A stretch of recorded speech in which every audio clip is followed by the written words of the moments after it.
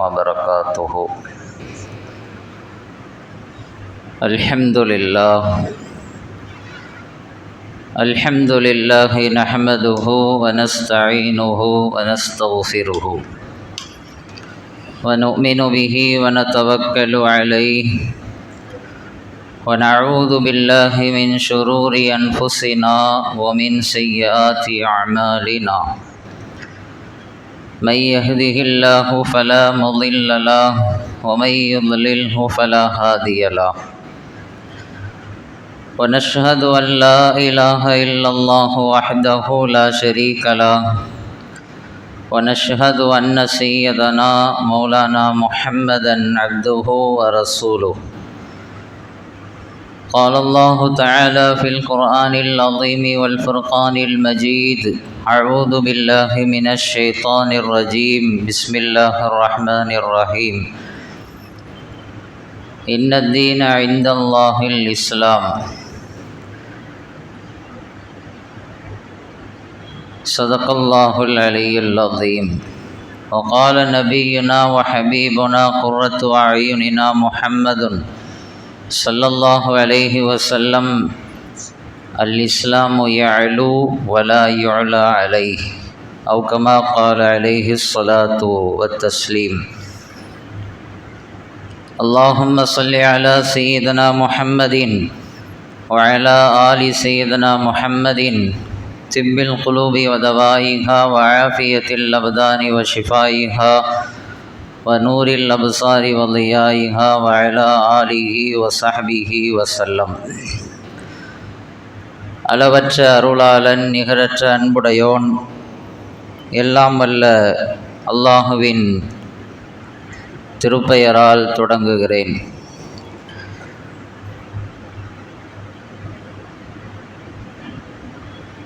அல்லாஹுவினுடைய அன்பும் அருளும் நம் எல்லோரின் மீதும் வந்து சேரட்டுமாக.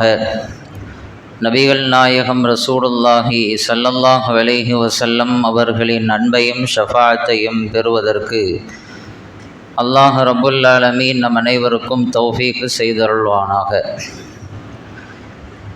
அன்பிற்குரிய அல்லாஹுவின் நல்லடியார்களே, அல்லாஹ் ரப்புல் ஆலமீன் இஸ்லாம் என்ற அழகிய வாழ்க்கை நெறிமுறையை நமக்கு தந்திருக்கிறான். இஸ்லாம் என்பது உயர்ந்த மார்க்கம், உன்னதமான மார்க்கம், அற்புதமான மார்க்கம், உலக மக்களை வியப்பிலும் ஆச்சரியத்திலும் ஆழ்த்திய ஒரு மார்க்கம்.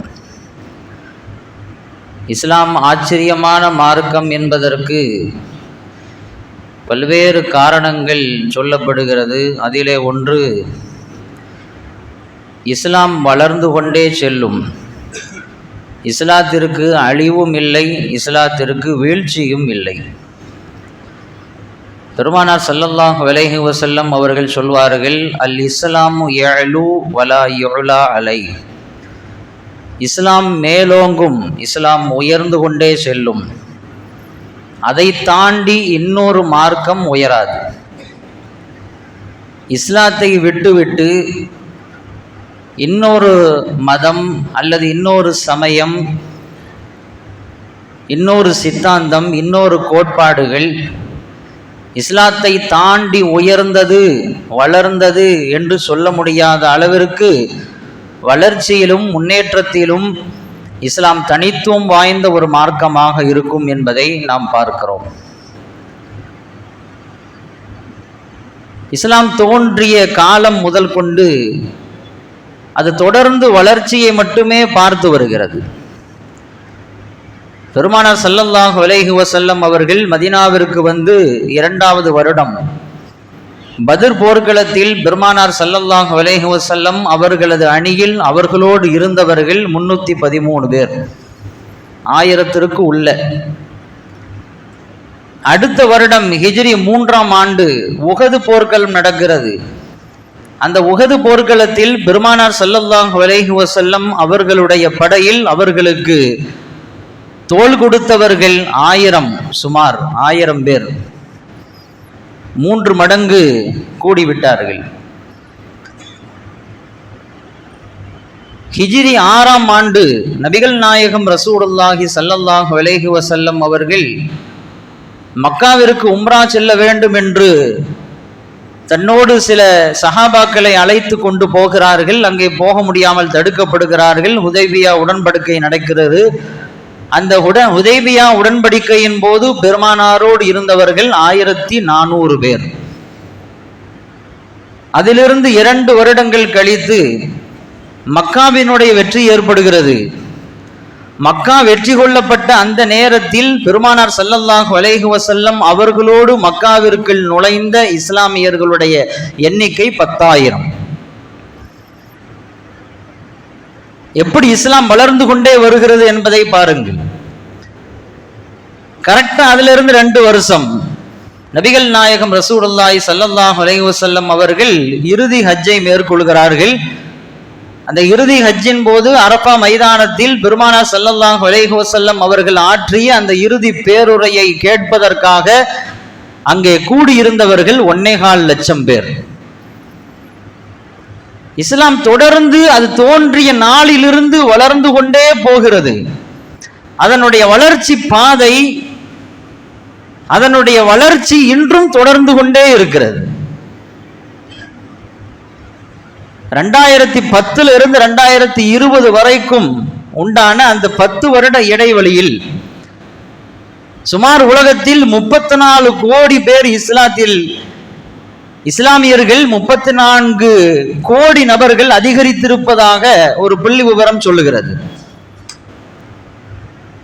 10 வருஷத்துல 34 கோடி பேர் இஸ்லாமியர்கள் அதிகரித்திருக்கிறார்கள்.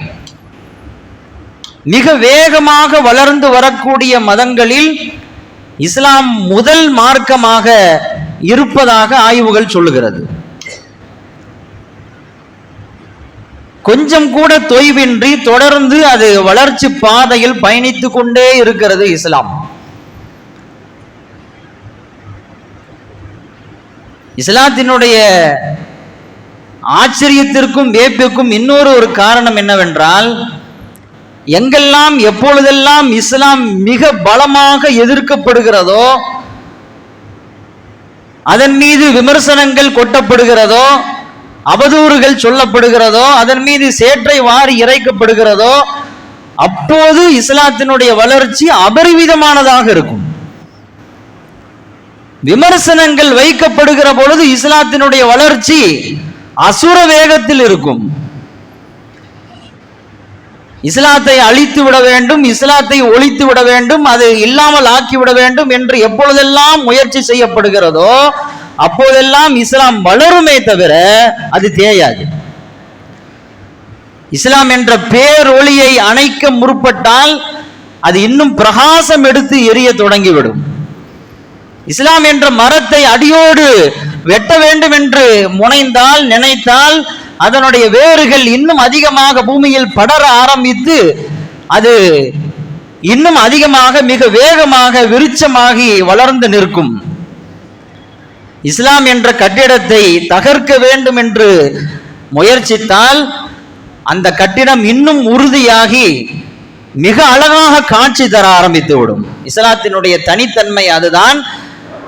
இஸ்லாத்திற்கு எதிராக செய்யப்படுகிற அத்தனை சூழ்ச்சிகளும் சதித்திட்டங்களும் இஸ்லாத்திற்கு சாதகமான ஒரு சூழலை உருவாக்குமே தவிர பாதகமான சூழலை ஒரு காலம் உருவாக்காது. வெளிப்படையில் பார்க்கிற பொழுது இஸ்லாத்தின் மீது இவ்வளவு அவதூறுகள் சொல்லப்படுகிறதே, இஸ்லாத்தை இப்படியெல்லாம் விமர்சிக்கப்படுகிறதே, இஸ்லாமியர்கள் மீது இப்படியெல்லாம் அவப்பேறுகள் சொல்லப்படுகிறதே என்றெல்லாம் நாம் யோசிக்க தோன்றும். ஆனால் அதுவெல்லாம் இஸ்லாத்திற்கு ஒரு பிளஸ் பாயிண்டாக அமையுமே தவிர மைனஸ் பாயிண்டாக அமையாது. கடந்த கால வரலாறுகள் அதைத்தான் நமக்கு உணர்த்துகிறது. இஸ்லாத்திற்கு எதிராக செய்யப்படுகிற சதி திட்டங்கள் இஸ்லாத்தினுடைய வளர்ச்சிக்கு தான் காரணமாக அமைந்திருக்கிறது. கடந்த கால வரலாறுகளை நாம் புரட்டி பார்க்கிறோம்.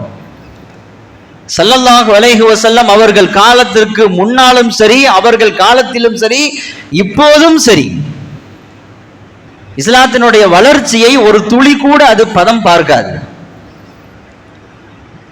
மூசா அலைஹிஸ்ஸலாம் அவர்கள் காலத்தில் ஃபிரௌன் மிஸ்ரில் இருக்கக்கூடிய அத்தனை சூனியக்காரர்களையும் ஒன்று சேர்த்து அரண்மனைக்கு வர வைத்து மக்களை எல்லாம் ஒன்று கூட்டி, நீங்கள் மூசாவோடு நீங்கள் போட்டி போட வேண்டும், அவரை தோற்கடிக்க வேண்டும், அவரை வீழ்த்த வேண்டும், அத்தோடு அவர் முடங்கி போய் உட்கார வேண்டும், தன்னுடைய கொள்கையிலிருந்து கோட்பாடுகளிலிருந்து தன்னுடைய சித்தாந்தத்திலிருந்து அவர் வெளியே சென்று விட வேண்டும் என்று சொல்லி மிகப்பெரிய ஒரு நிகழ்வை ஏற்பாடு செய்தான் ஃபிரௌன். சுமார் 12,000 பேர், சில ரிவாயத்துகளில் 80,000 பேர் என்றும் வந்திருக்கிறது.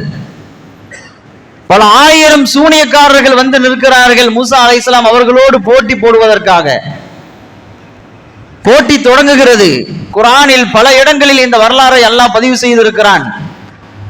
வந்த அந்த அத்தனை 1000 பேரும் கையில் வைத்திருந்த தடிகளை தூக்கி போட்டார்கள், கயிறுகளை தூக்கி போட்டார்கள். அதுவெல்லாம் பாம்புகளாக வளைந்து நெளிந்து ஓடிக்கொண்டிருந்தது. எல்லோரும் ஆச்சரியத்தோடும் வியப்போடும் பார்த்து கொண்டிருந்தார்கள். அந்த மைதானம் முழுக்க பாம்புகள் தான், மைதானம் முழுக்க பாம்புகள். மூசா அலைஹிஸ்ஸலாம் அவர்களை பார்த்து சொன்னார்கள், அல்கி மாஃபி யமீனிக், நீங்க தூக்கி போடுங்க அப்படின்ட்டு. மூசா அலைஹிஸ்ஸலாம் தன்னுடைய கையில் வைத்திருந்த ஒரு அசாவை தூக்கி போட்டாங்க. அது மக்கள் எல்லாம் பார்த்து வியப்படுகிற அளவிற்கு பிரம்மாண்டமான ஒரு மலை பாம்பாக அது உருவெடுத்து நின்றது. அவர்கள் போட்ட அத்தனை குச்சிகளும் பாம்பா மாறிச்சா இல்லையா, அவை அனைத்தையும் இது விழுங்கி விட்டது. அதெல்லாம் அறிந்த செய்தி, குர்ஆன்ல நிறைய இடங்கள் நல்லா பதிவு செஞ்சிருக்கிறான். தப்சீர்களில் வருகிறது, அத்தனை குட்டி குட்டி பாம்புகள் அனைத்தையும் இந்த ஒரு பாம்பு முழுங்கிடுச்சு. அவங்க போட்ட அந்த குச்சிகளும் அந்த கயிறுகளும் எவ்வளவு அதிகமாக இருந்துச்சு அப்படின்னு சொன்னா 300 ஒட்டகைகள் சுமக்கிற அளவிற்கு அது இருந்துச்சாம். அதாவது இன்னைக்கு நம்ம பார்த்தோம் அப்படின்னு சொன்னா ஒரு 100 குட்டி யானையில வச்சு தூக்கிட்டு போடுற அளவுக்கு உண்டான கயிறுகளும் கம்புகளும் குச்சிகளும் அந்த சூனியக்காரர்களால் போடப்பட்டது. அது சின்ன சின்ன பாம்புகளாக மாறியது. அத்தனை எடையுள்ள அத்தனை சுமையுள்ள அனைத்தையும் அந்த ஒரு பாம்பு மூசா அலைஹிஸ்ஸலாம் அவர்கள் போட்ட அந்த தடி பாம்பாக மாறியதே அது ஒண்ணு எல்லாத்தையும் முழுகிடுச்சு. அந்த பிரம்மாண்டமான பாம்பை பார்த்து மூசா அலைஹிஸ்ஸலாம் அவங்களே கொஞ்சம் லேசா பயந்தாங்க. லா தஹப், மூசாவே நீங்க பயப்படாதீங்க, அதை பிடிங்க, மறுபடியும் அது குச்சாக மாறிவிடும், அசாவாக மாறிவிடும் என்று அல்லாஹ் சொல்ல அதை பிடித்தார்கள். அது மீண்டும் கம்பாக மாறிவிட்டது. 10,000 குச்சிகளை 10,000 பாம்புகளை முழுங்குச்சு. அது என்ன ஆச்சு, எங்க போச்சு யாருக்கும் தெரியல. அத்தனை பேரும் ஆச்சரியத்தின் விளிம்பில் நின்று கொண்டு பார்த்து கொண்டு இருக்கிறார்கள். நாம சும்மா ஒரு கண்கட்டி வித்த பண்ணோம், குச்சை பாம்பா மாத்தல, பாம்பு மாதிரி காட்டணும். ஆனா இவர் நிஜமாவே பாம்பாக மாத்தி எல்லாத்தையும் விழுங்க வச்சுட்டாரு. இவர் சாதாரண மனிதர் கிடையாது. இவர் இறைவனுடைய நெருக்கத்தை பெற்ற ஒரு மனிதராகத்தான் இருக்க வேண்டும், இவர் சத்தியத்தில் தான் இருக்க வேண்டும் என்று சொல்லி அத்தனை பேரும் அந்த நிமிடத்திலேயே இஸ்லாத்தை ஏற்றுக்கொண்டார்கள். அல்லாஹ் குர்ஆன்ல சொல்றான், அத்தனை சூனியக்காரர்களும் சஜிதாவில் விழுந்து விட்டார்கள், அவர்கள் ஈமான் கொண்டுட்டாங்க. ஆமன்னா பி ரப்பி மூசா வ ஹாரூன், மூசா அலைஹிஸ்ஸலாம் அவங்களுடைய இறைவனை நாங்கள் ஏற்றுக்கொண்டோம், ஈமான் கொண்டோம் அப்படின்னு சொல்றாங்க. இப்னு அப்பாஸ் ரலியல்லாஹு தஆலான்னு சொல்கிறார்கள், காலையில் வருகிற பொழுது சூனியக்காரர்களாக வந்தவர்கள் அன்று மாலை அவர்கள் ஈமான் கொண்டவர்களாக வீடு திரும்பினார்கள். ஈமான் கிடைச்சிருச்சு. ஃபிரௌன் நினைத்தது ஒன்று, நடந்தது ஒன்று. அவன் என்ன நினைச்சான், 10,000 சூனியக்காரர்களை ஒன்று கூட்டி அவங்களை சூனியம் செய்ய வச்சு மூசாவை தோற்கடிக்கணும், அவங்கள அப்படியே உட்கார வச்சிடணும், இனிமேல் அந்த கொள்கையிலிருந்து அவர் பின்வாங்க வச்சிடணும், அவர் தோற்கடிச்சிடணும் அப்படின்னு சொல்லி ஃபிரௌன் நினைக்க அது எப்படி மாறிச்சு, அவருடைய அந்த கொள்கைக்கு மிகப்பெரிய ஒரு பலமாக அந்த நிகழ்வு அமைந்தது. இஸ்லாத்திற்கு எதிராக எப்பொழுதெல்லாம் சூழ்ச்சிகள் செய்யப்படுகிறதோ, அதை அழிக்க வேண்டும் என்று முயற்சி நடக்கிறதோ, அப்பொழுதெல்லாம் இஸ்லாம் வேகமாக வளருமே தவிர அந்த முயற்சிகளும் அந்த சூழ்ச்சிகளும் இஸ்லாத்தினுடைய வளர்ச்சியை பதம் பார்த்து விடாது. பெருமானார் ஸல்லல்லாஹு அலைஹி வஸல்லம் அவர்கள் காலத்திலும் நாம் உதாரணங்களை பார்க்கிறோம். ஸல்லல்லாஹு அலைஹி வஸல்லம் அவங்களுக்கு எதிராக பல்வேறு சூழ்ச்சிகளை அந்த மக்கள் செஞ்சாங்க. ஒரு கட்டத்துல ஸல்லல்லாஹு அலைஹி வஸல்லம் அவர்களை அடக்க முடியல, அவங்களுடைய கொள்கைகளை ஒடுக்க முடியல. ஈமான் அப்படியே அதிகரிச்சுக்கிட்டே போகுது, முஸ்லிம்கள் அதிகரிச்சுக்கிட்டே வர்றாங்க. எப்படி இதை ஒரு கட்டுக்குள்ள கொண்டு வருவது என்று யோசிக்கிறார்கள். கடைசியில பெருமானார் ஸல்லல்லாஹு அலைஹி வஸல்லம் அவங்கள கொல்றதை தவிர வேற வழி இல்லை அப்படிங்கிற அளவுக்கு அவங்க பேசிக்கிறாங்க.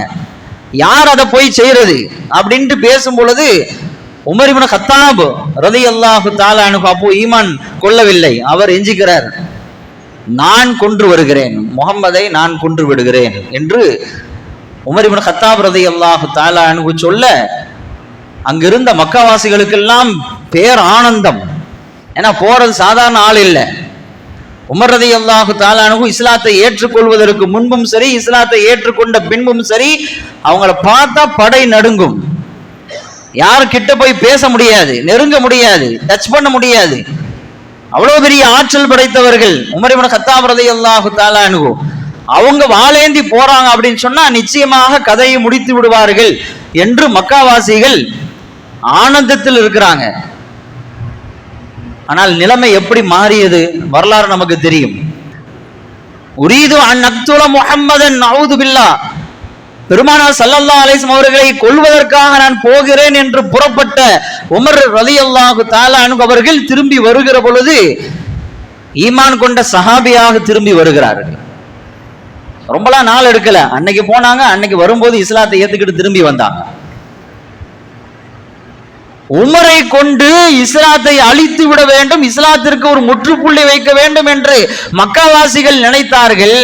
ஆனால் இஸ்லாமிய வளர்ச்சிக்கான தொடக்க புள்ளியாக உமர் இப்னு கத்தாப் ரலியல்லாஹு தஆலா அன்ஹு அவங்கள அல்லாஹ் மாத்திட்டான். அவங்களை கொண்டுதான் இஸ்லாத்திற்கு மிகப்பெரிய ஒரு வலிமை, ஆற்றல் எல்லாம் ஏற்பட்டது. எப்பொழுதெல்லாம் இஸ்லாத்திற்கு எதிரான விஷயங்கள் சமூகத்தில் புறப்படுகிறதோ வெளிப்படுகிறதோ அப்பொழுதெல்லாம் இஸ்லாத்தினுடைய வளர்ச்சியை அது ஒரு துளி கூட பாதிக்காது. இஸ்லாமிய வளர்ச்சிக்கு அது விதையாகத்தான் அமையும் என்பதை வரலாறுகள் நமக்கு சொல்லுகிறது. இன்றைக்கு இருக்கிற நிதர்சன நிகழ்வுகளும் அதைத்தான் நமக்கு கோடிட்டு காட்டுகிறது. நமக்கு தெரியும், இந்தியாவில் 1925 தான் RSS என்ற இயக்கம் தோற்றுவிக்கப்பட்டது. அப்பதான் RSS அப்படிங்கிற இயக்கம் இந்தியாவுக்குள்ள வருது. RSS-னுடைய மிக முக்கியமான ஒரு குறிக்கோள் என்ன? இஸ்லாத்தை அழிக்கணும், இஸ்லாமியர்களை இங்கிருந்து முழுசா காலி பண்ணணும், இஸ்லாமியர்கள் இல்லாத ஒரு இந்து ராஷ்டிராவை நாம உருவாக்கணும் அப்படிங்கிற ஒரு அஜெண்டாவோடு தான் RSS பயணிக்கிறது. இன்னைக்கும் அவங்களுடைய கொள்கை அதுதான். இஸ்லாத்திற்கு எதிரான நேரடியாகவும் மறைமுகமாகவும் பல்வேறு சூழ்ச்சிகளை செய்து கொண்டிருக்கிறார்கள், நமக்கு தெரிகிறதில்லை. ஒரு பக்கம் இஸ்லாமிய பெண்களை ஈமானை விட்டும் இஸ்லாத்தை விட்டும் அவர்களை வேறு திசைக்கு கொண்டு போவதற்கு தேவையான எல்லா விஷயங்களையும் அவர்கள் செய்து கொண்டிருக்கிறார்கள். மறைமுகமாக அந்த சூழ்ச்சி நடந்து கொண்டிருக்கிறது. இன்னொரு பக்கம் இஸ்லாமிய இளைஞர்களை, வாலிபர்களை, சிறுவர்களை போதை பழக்கத்திற்கு அவர்களை உட்படுத்தி அவர்கள் வாழ்க்கையை தொலைத்து ஈமானையும் தொலைத்து அவர்கள் பலவீனப்பட்டு போய் நிற்க வேண்டும் என்பதற்காக RSS இன்னைக்கு மறைமுகமான பல்வேறு சூழ்ச்சிகளை செய்து கொண்டிருக்கிறது. ஆக மொத்தம் அவங்களுடைய அஜெண்டா இந்த இந்தியாவிலிருந்து இஸ்லாத்தை ஒழிக்கணும். அதுக்கு தான் கிளம்பி வந்துச்சு 1925. ஆனா RSS தொடங்கிய அன்னைக்கு தேதியில இந்தியாவில் இருந்த இஸ்லாமியர்கள் வெறும் 3 கோடி தான். வெறும் 3 கோடி இஸ்லாமியர்கள் தான் இந்தியாவில் இருக்கிறாங்க. அப்பதான் RSS தொடங்கப்பட்டது. அதுக்கு முன்னால 1000 வருஷத்துக்கு முன்பே இந்தியாவுக்குள்ள இஸ்லாம் வந்துருச்சு. 3 கோடின்னு சொல்றேன்னா இல்லையா? அதுல இருந்து 1000 வருஷத்திற்கு முன்பே இந்தியாவுக்குள் இஸ்லாம் துளிர் விட ஆரம்பித்து விட்டது. 1000 வருஷமாக 3 கோடி தான் இருந்தாங்க இந்தியாவில். ஆனா RSS தொடங்கி இன்னைக்கு 100 நூற்றாண்டு நடந்து கொண்டிருக்கிறது. இந்த 100 வருஷத்துல எவ்வளவு பெரிய அபரிவிதமான வளர்ச்சியை இஸ்லாத்துக்கு அல்லாஹ் கொடுத்தான். இன்னைக்கு 30 கோடி இஸ்லாமியர்கள் இந்தியாவில் இருக்கிறோம் இல்லையா? இஸ்லாத்திற்கு எதிராக ஒரு டீம் கிளம்புகிற பொழுது, அதற்காக முயற்சிக்கிற பொழுது, அதற்கான சதித்திட்டங்கள் செய்யப்படுகிற பொழுது அப்போதான் இஸ்லாம் இன்னும் வேகமாக அசுர வளர்ச்சியை காணும். இது இஸ்லாத்தினுடைய தனித்தன்மைகளில் ஒன்று. ஆச்சரியமாக இன்றைக்கு உலகம் பார்க்கிற விஷயங்களில் ஒன்று. ஆக இஸ்லாம் வளர்ந்து கொண்டே செல்லும். இஸ்லாம் எப்பொழுது எதிர்க்கப்படுகிறதோ அப்போது இன்னும் வேகமாக வளரும். இஸ்லாத்தினுடைய வளர்ச்சியை பார்த்து தான் அதை எப்படியாவது அந்த வளர்ச்சியை கட்டுக்குள்ள கொண்டு வரணும், அதை முடக்கிறணும், இல்லாமல் ஆக்கிறணும், ஒளிச்சிடணும் அப்படின்னு பல்வேறு முயற்சிகளை இன்றைக்கு எதிரிகள் செய்து கொண்டிருக்கிறார்கள்.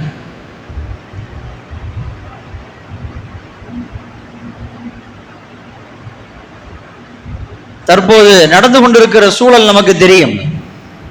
யூபியில கான்பூரில் மீலாது நபி ஊர்வலத்தில் ஐ லவ் முஹம்மது என்ற பதாகைகள் வைக்கப்பட்டிருந்தது. அதை பார்த்து இந்துத்துவ சக்திகள் இந்த பேனரை எடுக்கணும், இந்த பதாகைகள் விலக்கப்பட வேண்டும், அகற்றப்பட வேண்டும் என்று சொல்லி போலீஸை தூண்டிவிட்டு அந்த போலீஸ் அந்த பதாகைகளை எடுக்கிறார்கள், நீக்குகிறார்கள். இதனால் கொதித்தெழுந்த இஸ்லாமியர்கள் ஆர்ப்பாட்டத்திலும் போராட்டத்திலும் ஈடுபடுகிறார்கள். அந்த ஆர்ப்பாட்டத்தில் ஈடுபட்டவர்களை எஃப்ஐஆர் போட்டு அவர்களை கைது செய்து இன்னைக்கு பெரிய ஒரு பிரளயமாக இன்றைக்கு வெடித்திருக்கிறது. அந்த விஷயம் கான்பூரில் மட்டுமல்ல, யூபியில் இருக்கக்கூடிய பல்வேறு மாவட்டங்களிலும் இன்றைக்கு ஆர்ப்பாட்டங்களும் போராட்டங்களும் நடந்து கொண்டிருக்கிறது. நம்ம தமிழ்நாட்டிலும் அந்த எதிர்ப்பொலி லேசாக தென்பட்டு கொண்டிருக்கிறது. அது என்ன? ஐ லவ் முஹம்மத், முஹம்மதை நான் நேசிக்கிறேன் ஸல்லல்லாஹு அலைஹி வஸல்லம். அந்த வார்த்தை அவர்களுக்கு அஜீரண கோளாறை ஏற்படுத்துகிறது.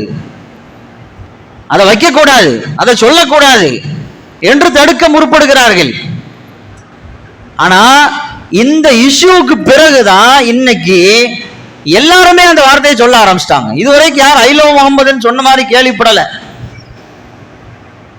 உள்ளத்துல நேசத்தை வைத்திருக்கிறோம், பெருமானாரை நேசிக்கிறோம் என்று சொல்லுவோம். ஐ லவ் முஹம்மது அப்படிங்கிற வார்த்தை, அந்த பிரயோகம், வார்த்தை பிரயோகம் பெருசா வெளிப்பட்ட மாதிரியே தெரியல. ஆனா எப்பொழுது இந்த இஷ்யூ கிளம்பியதோ, இந்த பிரச்சனை வெளிப்பட்டதோ, இன்னைக்கு எல்லாரும் அந்த வார்த்தையை சொல்ல ஆரம்பிச்சிட்டாங்க. பாராளுமன்றத்தில் பாராளுமன்ற உறுப்பினர் சொல்லுகிறார், இந்த வார்த்தையை சொன்னா நீ எஃப்ஐஆர் போடுவியா, கைது பண்ணுவியா, என்ன கைது பண்ணு, நான் சொல்றேன் பாரு அப்படின்னு ஐ லவ் முஹம்மது அப்படின்ட்டு பாராளுமன்றத்தில் அவர் சப்தம் விடுகிறார். ஒரு 3 நாட்களுக்கு முன்னால் சென்னை மாவட்ட ஜமாஅத்துல் உலமா சபை நடத்திய மீலாது பெருவிழாவில் பேரறிஞர் அருணன் அழகான முறையில் பெருமானாரை பற்றி, இஸ்லாத்தை பற்றி அழகான வார்த்தைகளை சொல்லிக்கொண்டே வருகிறார். அப்ப பேசும்போது அவர் சொல்றாரு, இந்த விஷயத்தை சுட்டி காட்டி இன்னைக்கு ஐ லவ் முஹம்மதுன்னு சொன்னதற்காக எஃப்ஐஆர் போடப்படுகிறது, கட்டி இழுத்து செல்லப்படுகிறது, கைது செய்யப்படுகிறது. இன்னைக்கு நான் சொல்றேன் பாரு அப்படின்ட்டு ஐ லவ் முஹம்மது அப்படின்னு அவர் சொல்றார். இந்த வார்த்தையை சொன்னால் நீ கைது செய்வாய் என்றால், நீ எஃப்ஐஆர் போடுவாய் என்றால், இந்தியாவில் இருக்கக்கூடிய 30 கோடி பேர் மீதும் எஃப்ஐஆர் போட்டாக வேண்டும். ஏன்னா 30 கோடி பேரும் இன்னைக்கு இஸ்லாமியர்களாக வாழ்ந்து கொண்டிருக்கக்கூடியவர்கள். பெருமானாரை உள்ளத்தில் சுமந்திருக்கிறோம், பெருமானாரை நேசிக்கிறோம், உயிரை விட மேலாக நாம் அனுபவித்திருக்கிறோம். அத்தனை பேர் மேலும் எஃப்ஐஆர் போடணும். உன்னால் போட முடியுமா என்று கேட்கிறார் காங்கிரசினுடைய ஒரு பாராளுமன்ற உறுப்பினர். அவர் சொன்னது 100க்கு 100 உண்மை. உலகத்தில் இருக்கக்கூடிய 200 கோடி பேரும் இன்னைக்கு இஸ்லாமியர்களாக இருக்கக்கூடிய அத்தனை பேரும் பெருமானார் ஸல்லல்லாஹு அலைஹி வஸல்லம் அவர்களை காதலித்துக் கொண்டுதான் இருக்கிறோம், அனுபவித்துக் கொண்டுதான் இருக்கிறோம், சொல்லாமல் சொல்லிக் கொண்டிருக்கிறோம் ஐ லவ் முஹம்மது என்று.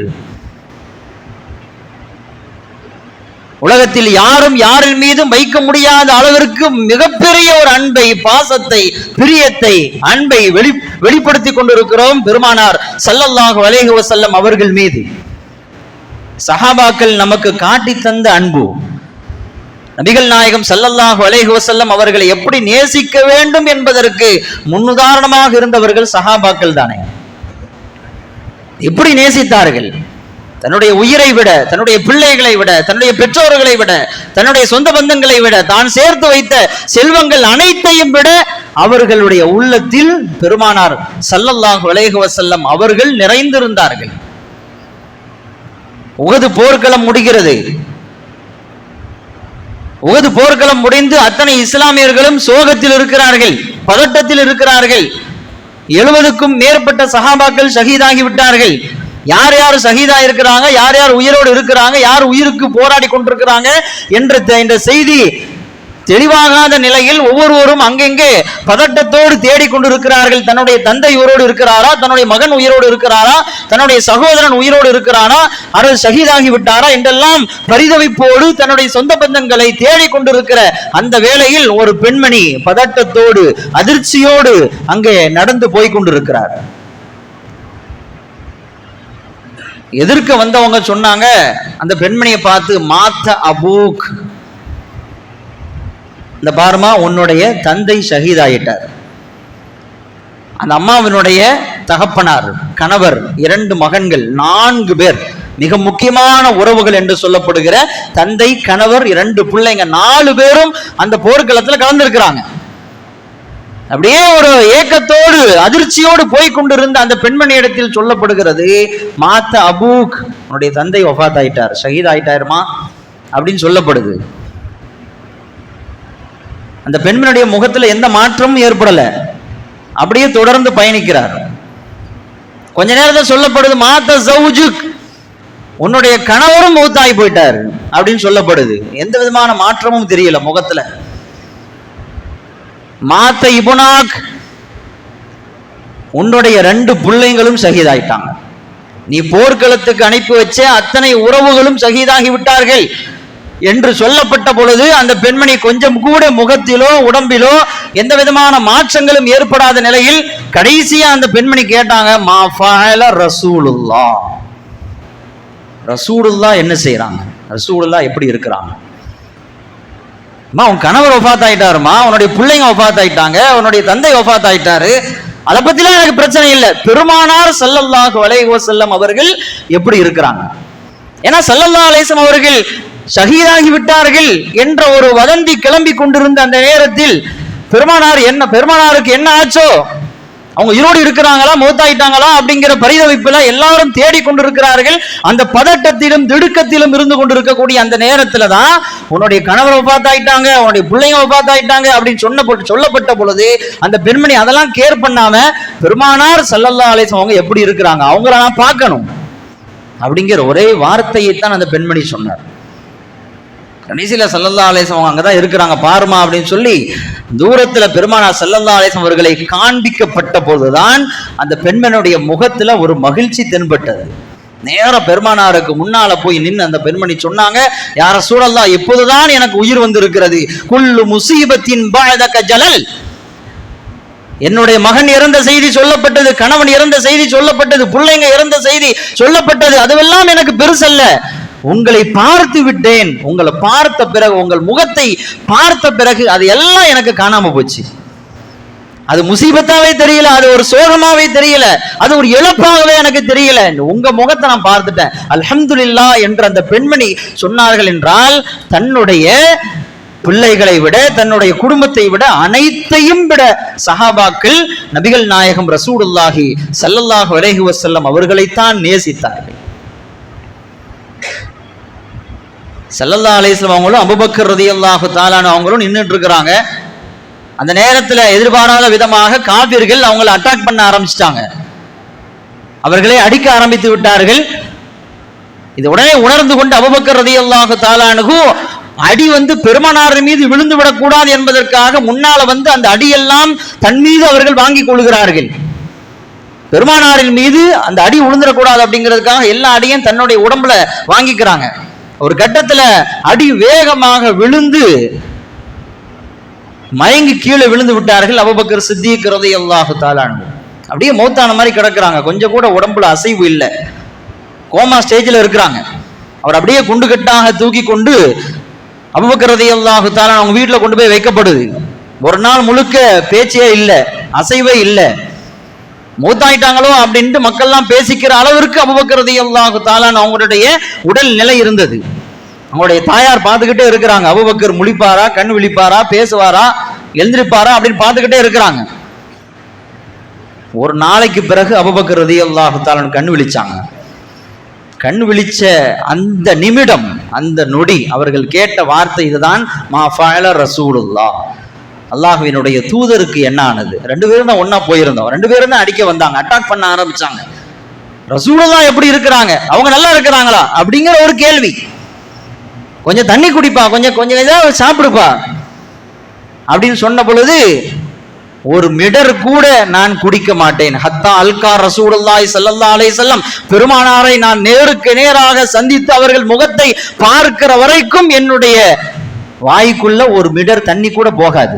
என் உயிரே போனாலும் குடிக்க மாட்டேன். பெருமானாரை நான் பார்த்தே ஆகணும் அப்படின்ட்டாங்க. கடைசியில் அவங்களை தூக்கிட்டு போய் பெருமானாரை காண்பிக்க வச்சாங்க. பெருமானாரை பார்த்த பிறகுதான் அபூபக்கர் ரலியல்லாஹு தஆலா அன்ஹு இயல்பு நிலைக்கு வந்தார்கள் என்று வரலாறு பதிவு செய்திருக்கிறது. பெருமானாரின் மீது அவர்கள் கொண்ட அன்பு, தன் உயிரை விட அவர்கள் பெருமானாரைத்தான் நேசித்தார்கள். பெருமானாரின் மீது அளவு கடந்த அன்பு கொண்டிருந்தார்கள் சஹாபாக்கள். அதே அன்பும் பிரியமும் நமக்கும் இருக்கிறது. இந்த உலகத்தில் இருக்கிற 200 கோடி முஸ்லிம்களுடைய இதயத்திலும் பெருமானார் ஸல்லல்லாஹு அலைஹி வஸல்லம் அவர்கள் இன்றைக்கும் வாழ்ந்து கொண்டிருக்கிறார்கள்.